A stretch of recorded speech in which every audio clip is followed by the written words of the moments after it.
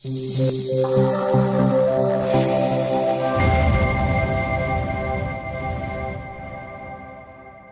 Software engineer, कोई philosophy में graduate तो किसी के पास है होटल मैनेजमेंट की डिग्री।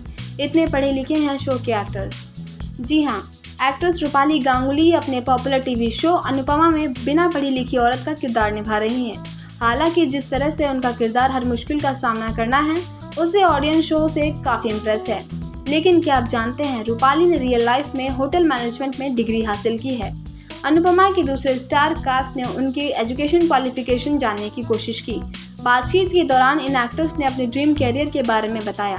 आइए जानते हैं क्या कहा उन्होंने। तस्नीम शेख, किरदार Rakhi Dave, education qualification software engineer, dream career doctor. यदि मैं एक्टर नहीं होती तो नेचुरोपैथी या आयुर्वेदा का हिस्सा होती। लेकिन मानिए, मुझे दादी माँ के नुस्खे की बहुत जानकारी है। यदि मैं इस फील्ड में आगे बढ़ती तो एक प्लेटफॉर्म पर सभी नुस्खों को लगाकर लोगों की मदद करती। जब मुझे कोविड हुआ था तो मैंने कम से कम मेडिसिन ली और आयुर्वेदिक वस्तु का ज़्यादा इस्तेमाल किया। मैंने सॉफ्टवेयर इंजीनियरिंग किया है।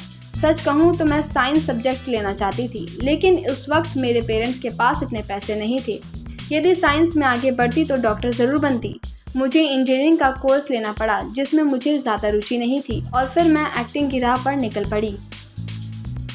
दूसरे नंबर पर हैं मदालसा शर्मा, किरदार Kavya Gandhi, education qualification graduation in English literature, dream career dancing.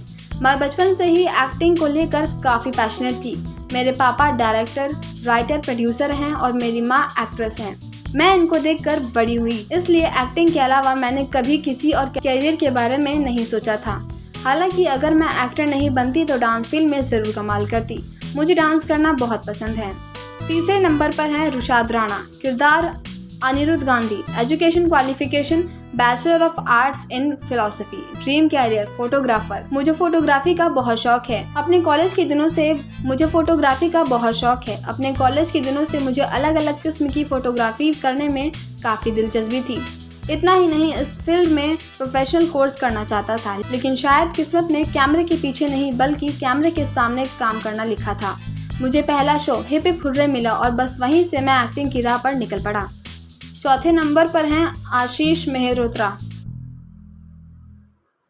किरदार Paritosh Shah, education qualification bachelor of business administration, dream career director. मुझे बचपन से ही एक्टिंग में दिलचस्पी थी और मुझे यकीन था कि इस फील्ड में मैं आगे बढ़ूंगा। हालांकि इस बात का भी एहसास है कि आगे चलकर मुझे एक्टिंग के अलावा कुछ और भी करना होगा। एक्टिंग के साथ साथ मुझे डायरेक्शन भी करना है।